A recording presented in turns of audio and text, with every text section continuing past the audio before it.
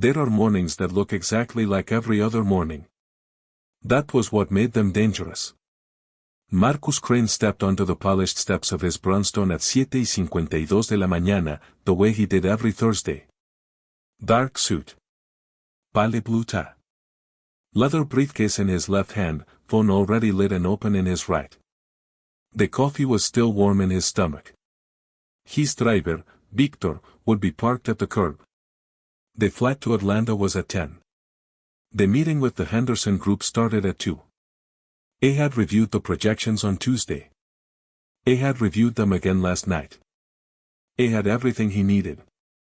He had done this exact sequence, in this exact order, 40-something Thursdays in a row. He did not look up from the phone. He did not look left. He did not look at anything except the 17 unread emails that had arrived since 6 this morning like small fires that needed putting out. There were always fires. That was the nature of the work. You solved one problem and 3 more arrived before the answer cooled, each one claiming urgency, each one needing a decision, each one making a quiet case that Marcus Crane specifically was the only person who could handle it. He had stopped questioning that a long time ago. The fires were the business. The fires were proof of his value. The fires were why a man with his income still worked until 10 most nights and answered emails at 6 in the morning standing in his kitchen before his coffee was finished. He did not look at the car at the curb. He did not look at the man standing beside it. He did not look up. That was when a voice came from below his line of sight. Don't get in the car. He stopped. He looked down. Standing on the second step from the bottom was a girl. Maybe 8 or 9 years old. Dark-skinned. Wearing a yellow rain jacket even though the sky above the city was perfectly clear. Her eyes were direct in the way that some children's eyes are. Not ruddy. Not nervous. Used completely certain of whatever it was she was about to say, as if she had thought about it carefully beforehand and decided it was worth saying. He had seen her before. She lived in the building next door, the one with the dark green door on the left side of the courtyard. She was the housekeeper's granddaughter. He had seen her once in the courtyard below, drawing something on the pavement with white chalk, crouched down and precise, like a miniature architect. He had never spoken to her. Excuse me, he said. Don't get in the car, she said again, without raising her voice, without rushing. Calmly. As if she had rehearsed this moment and was not going to be hurried through it just because he was a man who was always in a hurry. The man waiting by the black car. He is not Victor. Marcus looked past her toward the street. The black car was there. Sleek. Ingenia idling. A man in a dark uniform coat standing beside the rear door. From here, the man looked exactly like Victor. Sammy build. Sammy posture. Sammy dark coat. Sammy slight forward tilt of the head that a man develops after years of waiting for someone who is always running slightly late. That's my driver, Marcus said. He kept his voice patient, the way a man keeps his voice when he is talking to a child and is already 14 minutes behind schedule. No, the girl said. She did not say it with force. She said it the way you state a fact that does not require argument. Simply. Clearly. Victor has a scar on his left hand. I always watch him open your door from my grandmother's window. Every Thursday. Without fail. He has a scar from here to here. She drew a line across the back of her own small hand, from the base of her index finger to the edge of her wrist. That man has no scar. He looked carefully when he got out of the car both hands. No scar. Marcus Crane did not say anything for a long moment. He looked at the man by the car again. The man was standing with his weight on his right foot, the way Victor sometimes stood, but not exactly the way Victor stood. Victor always leaned slightly toward the door when he was waiting, like a man who was perpetually 1 second away from opening it. This man leaned away. A very small difference. The kind of detail a man who was staring at his phone would never notice in 1,000 Thursdays. What's your name? Marcus asked. Imani, she said. How long have you been watching from that window? Imani? Every Thursday, she said simply. My grandmother makes me sit there until your car leaves. She says the street gets busy right before you go. Too many cars moving at once. She worries about me walking out into the middle of it. I almost smiled at that. I looked at the car on the street one more time. I looked at the man beside it. The man had still not glanced toward the building. Most drivers glanced eventually. Victor always glanced. Victor always gave a small nod when he saw Marcus come through the door. These men had not moved at all. Walk with me for a moment, Marcus said. Imani fell into step beside him as if this were completely natural, as if 9-year-old girls regularly helped billionaires navigate situations like this before school. They moved away from the car, around the far side of the building, through the narrow passage that led to the small courtyard in the back. When they were well out of sight of the street, he stopped. He turned to face her properly. Not the half-attentive way adults sometimes face children, with one eye still on the phone. All the way. You said that man is not Victor. Is there anything else you noticed? Anything else about the car, or about the man himself?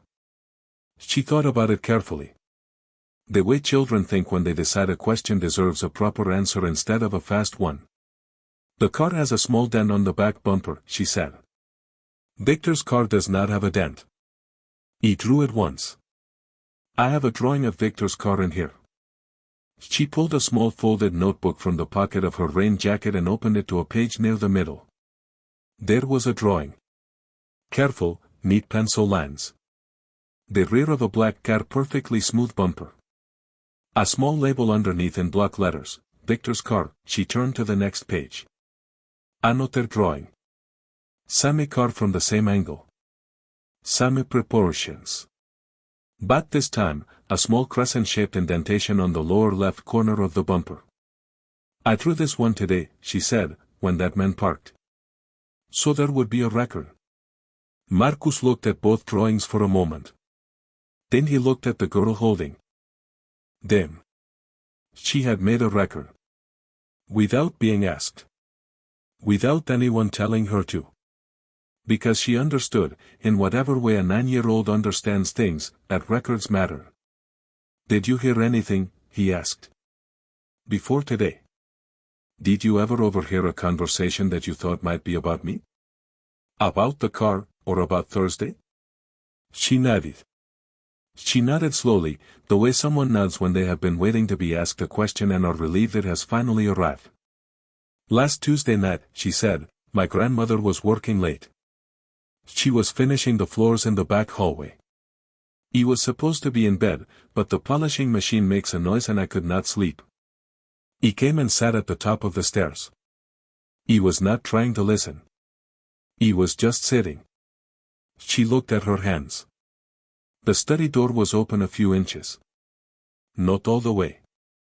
But the apartment was very quiet except for the machine, and quiet sounds travel when everything else is still. She paused. I heard your wife on the phone. She was speaking quietly, but carefully. Like she was being precise about every word. Marcus said nothing. She said the car would be different on Thursday. She said nobody would know until he was already gone. And she said. Imani stopped. Looked at Marcus to make sure she should continue.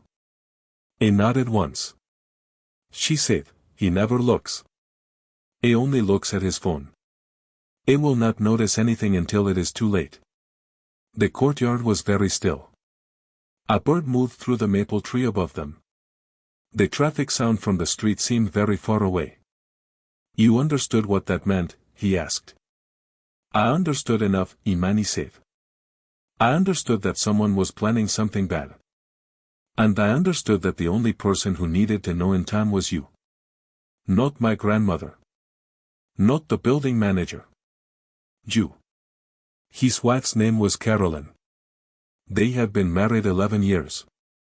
He had met her at a conference in Boston when he was 31, still building, still the kind of man who considered a sandwich over his keyboard to be a sufficient lunch. She had been the sharpest person in the room. She had laughed at his half-finished jokes as if she already knew the ending. A had thought, this is the person I want to argue with for the rest of my life. And for a while, that had been true. But that was before the company became what it was. Before the quarterly earnings reports became the measure of everything. Before the weeks when he came home and she was already asleep or already gone to some event he had forgotten to put on the calendar. A had told himself they were two busy people. A had told himself this was what successful marriages looked like from the inside. A had never asked whether she agreed. A did not go back through the front door. A took the back entrance, through the parking level, up through the service elevator to the 4th floor. A walked into his apartment through the kitchen. A stood in the hallway. Caroline was in the bedroom. A could hear the small, ordinary sounds of someone moving around a room who believed they were alone in the apartment. A did not go in. A went to his office. Closed the door. Sat. A did not open the computer. A did not check the emails. A just sat with his hands flat on the desk and looked at the middle distance the way a man looks when he is not seeing anything in front of him but is seeing, very clearly, something else entirely. His first call was to Theo Bassett. Theo was not a lawyer. A was not a private investigator. A was the only person Marcus Crane trusted without a contract, without a retainer, without history getting in the way. They had grown up 3 blocks apart in the same neighborhood where Marcus now owned 2 buildings. They had started their first business together at 22. It had failed spectacularly and quickly. Theo had never held it against him when Marcus's second attempt succeeded far beyond anything either of them had imagined on that first day. Theo answered on the second ring. "You're supposed to be somewhere over Ohio right now," he said. "I didn't get in the car," Marcus said. A pause. "Why not?" "A little girl stopped me on the front steps." A different kind of pause. "Marcus. I need something checked." Quietly. "Without anyone knowing I've asked." "The black sedan parked outside my building right now, engine still running, dent on the lower left of the back bumper. I need the plate. I need to know who owns it. And I need to know if Carolyn has contacted any driver services or private hire companies in the past 2 weeks." Silence. Then Theo said, "How worried should I be right now?" Marcus thought about the voice from the study. "I will not notice anything until it is too late." "Worried," he said. 2 hours, Theo said. I spent those 2 hours staying ordinary. I answered business calls. I joined the Atlanta meeting by video. I gave clear answers and credible reasons for missing the flight. At 11, Mrs. Chen came in to clean the kitchen. I could hear her moving in the next room, the quiet efficiency of a woman who had worked in this apartment for 7 years. I thought about Imani. I thought about the way the girl had said she always watched from the window. Every Thursday. Without fail. I had lived in this building for 6 years. I had spoken to Mrs. Chen perhaps 40 times. I had learned her name in the 2nd month. I had asked, twice, where she was from. I had not asked anything else. I had not known she had a granddaughter. I had not known the granddaughter kept a notebook. I had not known anyone was watching his car leave every Thursday at 7:52 in the morning. I had not known because he had not looked. I had been a man who believed he paid attention to everything. I had paid attention to markets. To patterns. To the gaps between what people said publicly and what their numbers showed privately. I had paid attention to everything that moved capital. I had not paid attention to what moved right outside his own front door. I got up and walked to the window. Imani was in the courtyard below, sitting in the same spot, her notebook open, her pencil moving. She was not looking up. She was drawing something with the focus calm of someone who finds everything outside the page temporarily less important than what is on it. I watched her for a moment. A 9-year-old girl with a cheap phone and a careful notebook had assembled more accurate intelligence about the immediate threat to his life than anyone on his actual payroll. I went back to his desk. At 12:30. Caroline came to the office with 2 cups of coffee. She set his on the edge of the desk, the way she always did, with a precision that had always seemed considerate and now seemed like something else entirely. "I thought you were traveling," she said. "Missed it," he said. "Rescheduled." She sat across from him. "Are you all right?" she asked. "You look tired." "Just tired," he said. She studied him. She had always been good at reading him, at catching the thing he hadn't said yet. In the early years, he had found that quality remarkable. Now he understood that he needed to be better at it than she was. "You should take a real break," she said. "You've been like this for months. It's not good for you." "I know," he said. She smiled. "I'll make dinner tonight," she said. "Something simple. Just the two of us." "That sounds good," he said. After she left, he looked at the coffee on the desk. He left it there. He picked up his phone and sent Theo a single word, "Everything." Theo called back at 3. "The car is registered to a company called Northgate Logistics," he said. 2 weeks old. A sale. The listed director is a man named Patrick O'Shea. "Tell me about O'Shea." "He's in serious trouble financially. Roughly 90,000 in debt. Medical costs for his mother. A retail venture that collapsed last year. A has a loan that is now 90 days behind. A is exactly the kind of man who receives a call from someone offering a large amount of cash and makes a decision he knows is wrong because he cannot see any other way out." Marcus was quiet for a moment. "And Carolyn," he said. It was not a question. 3 phone calls to a number registered to O'Shea. 2 from her personal cell. 1 from the apartment landline. All in the past 11 days. The cold in Marcus's chest spread slowly outward. Not rage. Not grief. Not jet. Something more fundamental than either. The feeling of realizing that the floor you have been standing on for 11 years was never quite as solid as you believed. "There is one more thing," Theo said. "Tell me." "Your life insurance policy with Archer Croft. It was amended 14 months ago. The primary beneficiary was updated and the coverage amount was increased substantially. The amendment was processed through your office. The signature on the form matches yours." Marcus looked at the city through the window. "That amendment was filed on a day when your passport shows you in Dubai," Theo said. "I sign a lot of documents remotely," Marcus said slowly. "Everything goes through the office. My assistant flags what needs a signature. You have been doing it that way for years." "I know," Theo said. "And that is exactly the system someone who understood your habits would exploit. Not dramatically. Just once. Buried inside a stack of ordinary papers." Marcus put the phone on the desk and sat with it in silence for a while. He thought about all the documents he had signed without reading closely. He thought about the years of shortcuts, the systems he had trusted because trusting them was efficient, because questioning them would have cost him time he always felt he did not have. He had built his entire fortune on attention to detail. And had failed, entirely, to apply that attention to the life he lived when the meetings were over. Dinner that evening was a performance. He sat across the table she had sat, with the candles she had lit. She had cooked something good. She had put on music she knew he liked. He talked about Phoenix. He talked about a project in the Pacific Northwest. He asked her about the gallery event she had attended earlier that week. She answered. She asked questions back.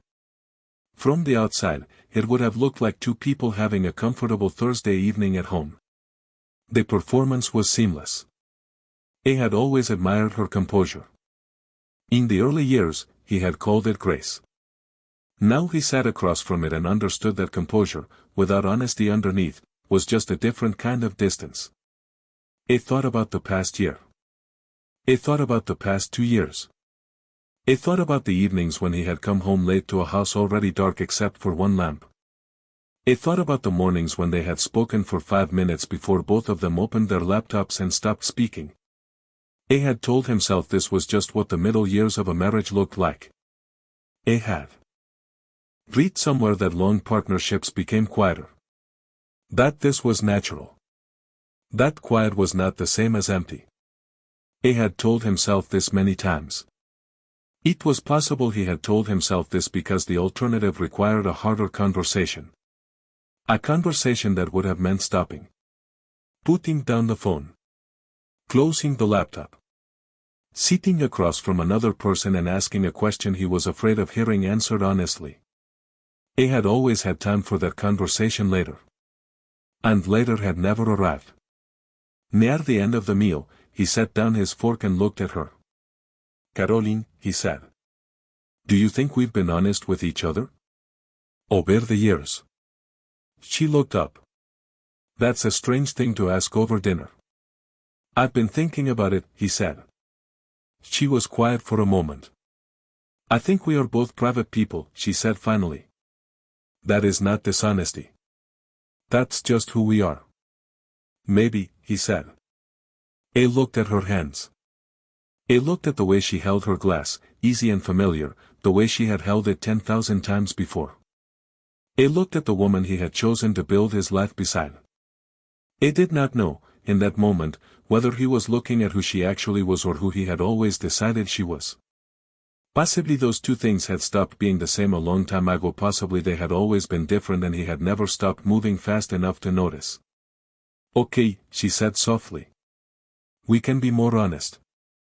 If that's what you want. I think so, he said. She nodded. She picked up her glass and took a slow sip and looked at him across the candlelight with the expression of someone who was reading something in his face and had not yet decided what it meant. He held her gaze. He held it calmly. The man who made her plan work was a man who would look away first. He did not look away. After dinner, he went to the office and sat in the dark. He thought about Imani on the front steps. He thought about the two drawings in the notebook. He thought about the voice from the study, he only looks at his phone. He will not notice anything. He thought about all the things he had not noticed. Not because he lacked intelligence. Because he had been somewhere else. He had always been somewhere else. He called Detective Linda Reyes on a Wednesday morning. Reyes worked financial crimes. Theo had used her before on a matter involving the company that had never gone public. She was precise, understudied, and reliable. She was also, Theo had once said, the kind of person who read an entire document before asking a single question. Marcus appreciated that. He laid out everything. The substitute driver. The shell company. The insurance amendment. The phone calls to Ose's number. The recording Imani had made from the hallway on that Tuesday night, a clear recording, 37 seconds long, taken on a child's old phone with a cracked screen and perfect accidental clarity. Reyes listened without interrupting once. When he finished, she was quiet for exactly 3 seconds. How does she know you won't be suspicious? Reyes asked. Because I never have been before, Marcus said. For 11 years, I never questioned a car, never double-checked a plate, never asked whether anything had changed. She knew my habits better than I did. That's both the problem and the advantage, Reyes said. She has no reason to think anything has changed. Keep it that way. Keep your Thursday routine visible. Don't alter your behavior. Don't cancel anything unusual. Continue as if you noticed nothing. For how long? 48 hours. Will you be in position by then? And Marcus. Yes. The little girl. The recording. It matters that she was a child who stumbled onto this.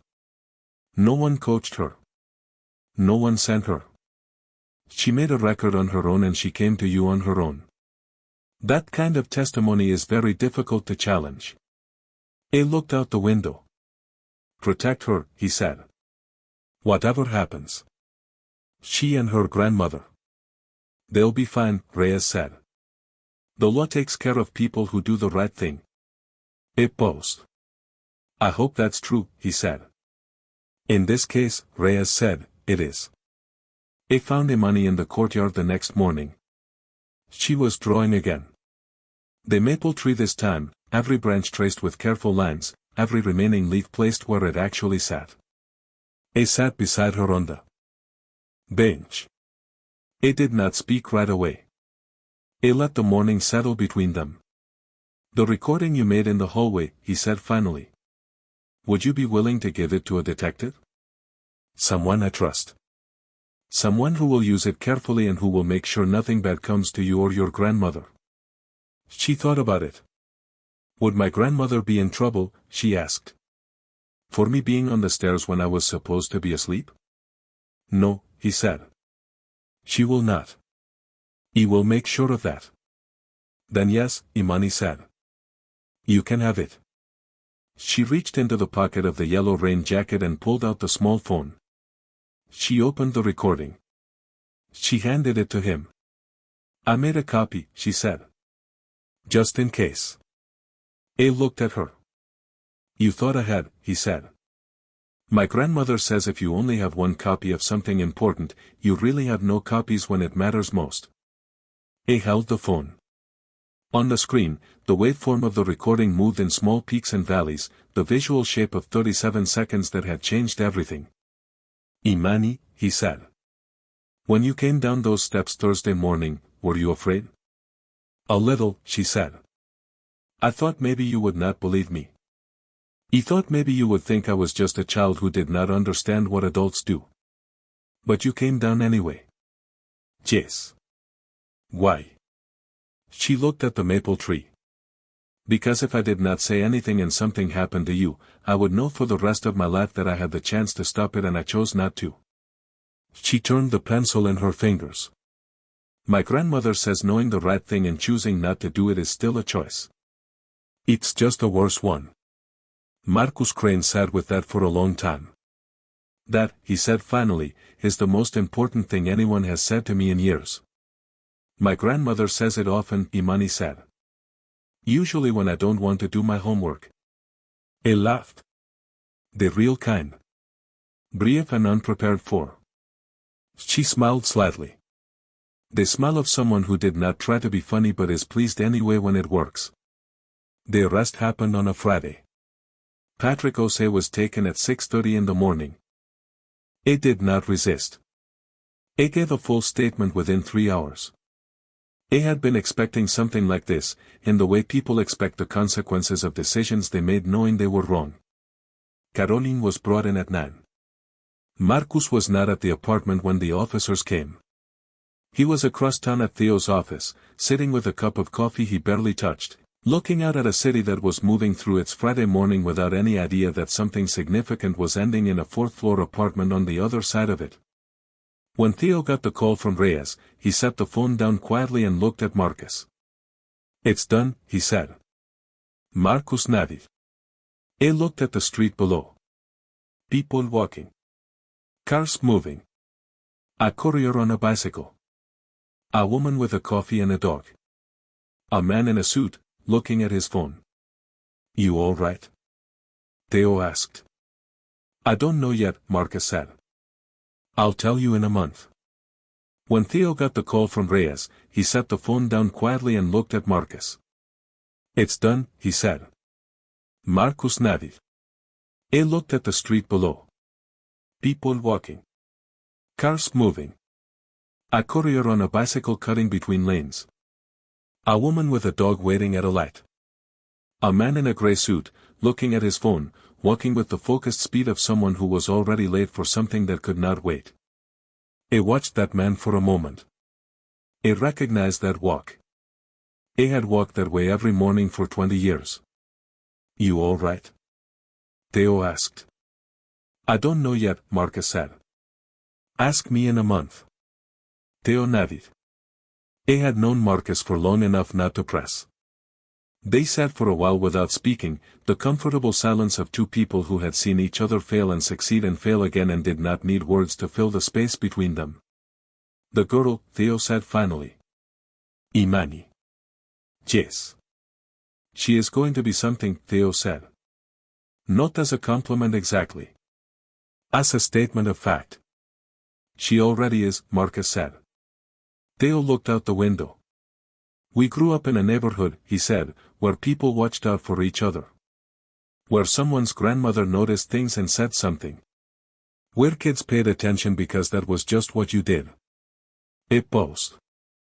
You moved out of that neighborhood. You forgot what it felt like to have people watching.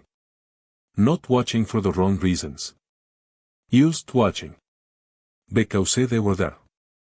And you were there. And that was enough. Marcus looked at the street. I forgot a lot of things, he said. Yeah, Theo said. But now you remember. He went back to the apartment that afternoon. The rooms were the same. The art was the same. The furniture was the same. The light through the tall windows fell at the same late afternoon angle it always did in October. But the apartment felt different. Not empty. Not colder.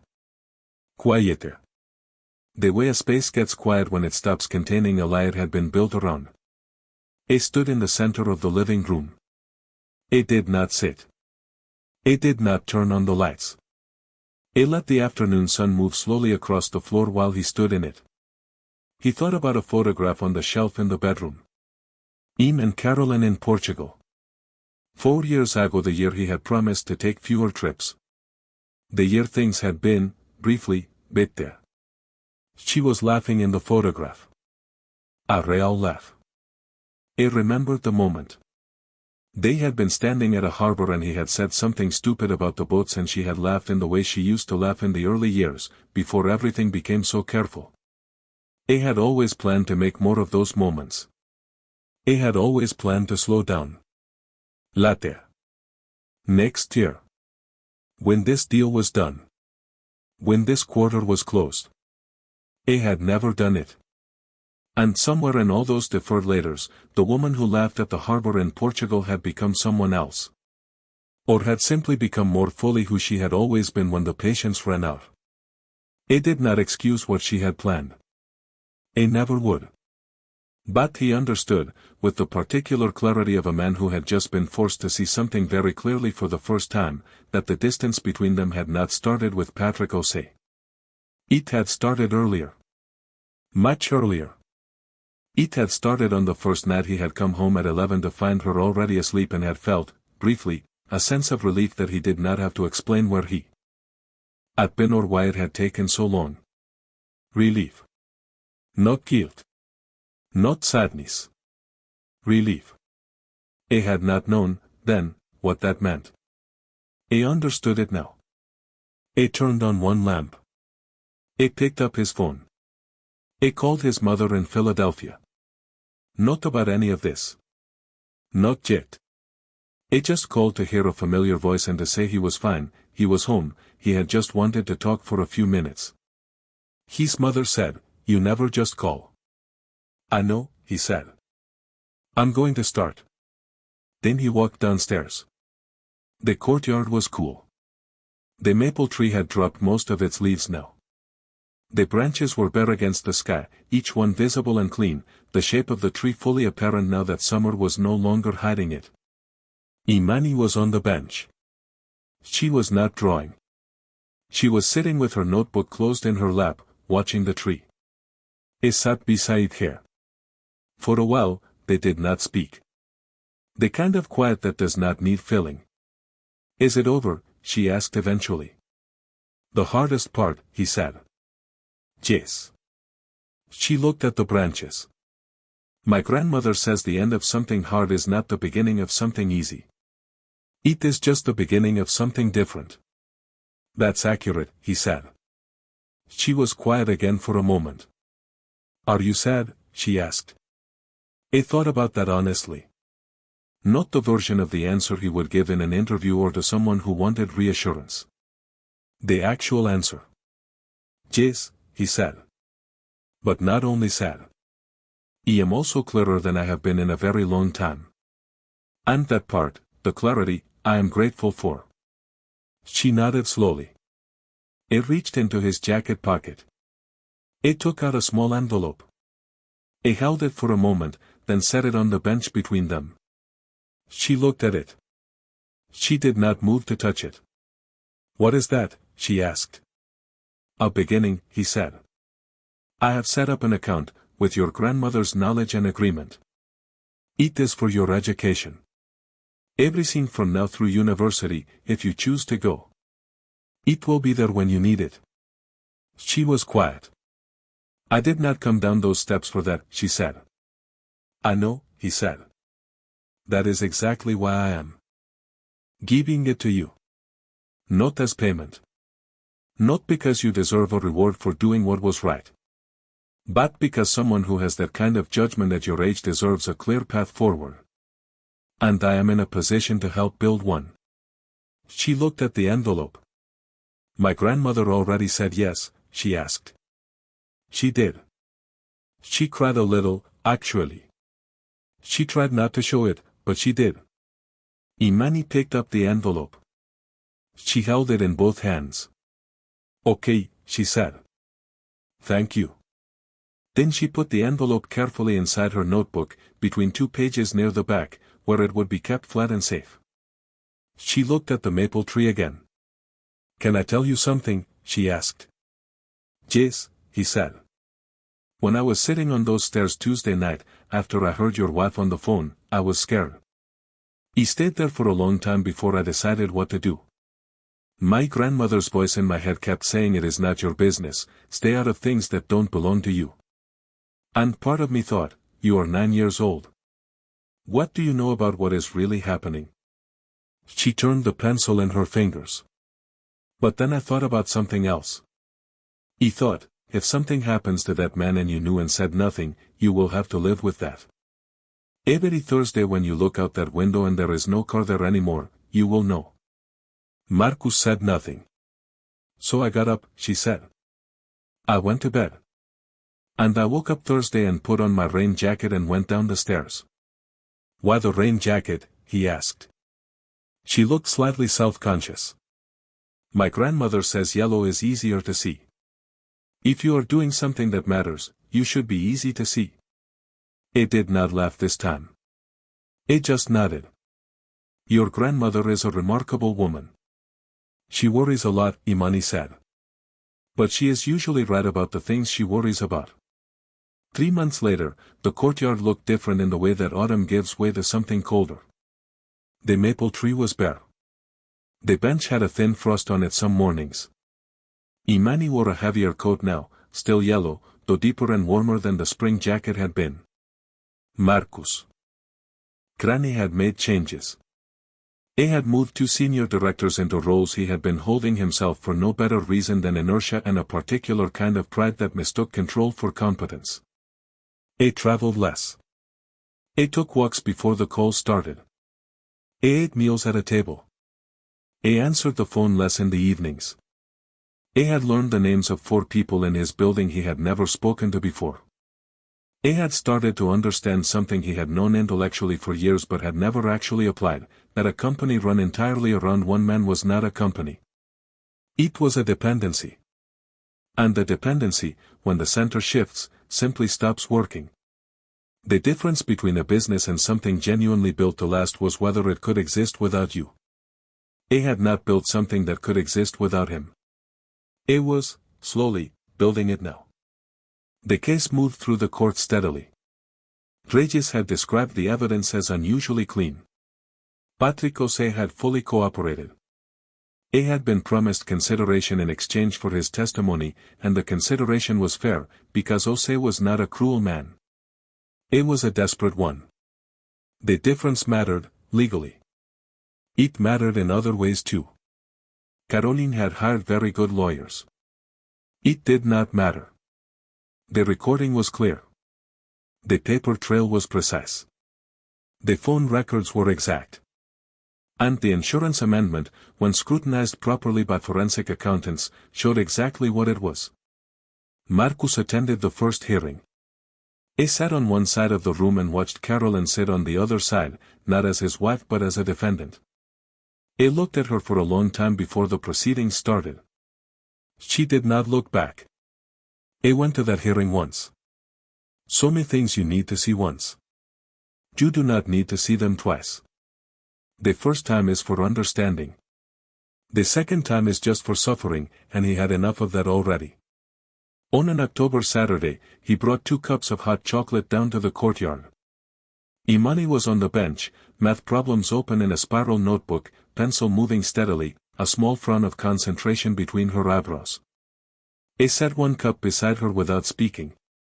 She looked at it. Then at him. "Thank you," she said. He sat down.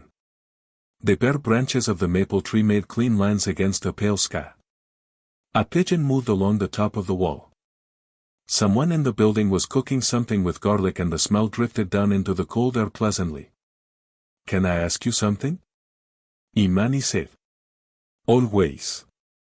"Are you less sad now?" He thought about it. He gave it the same care she had given everything. "I am different," he said.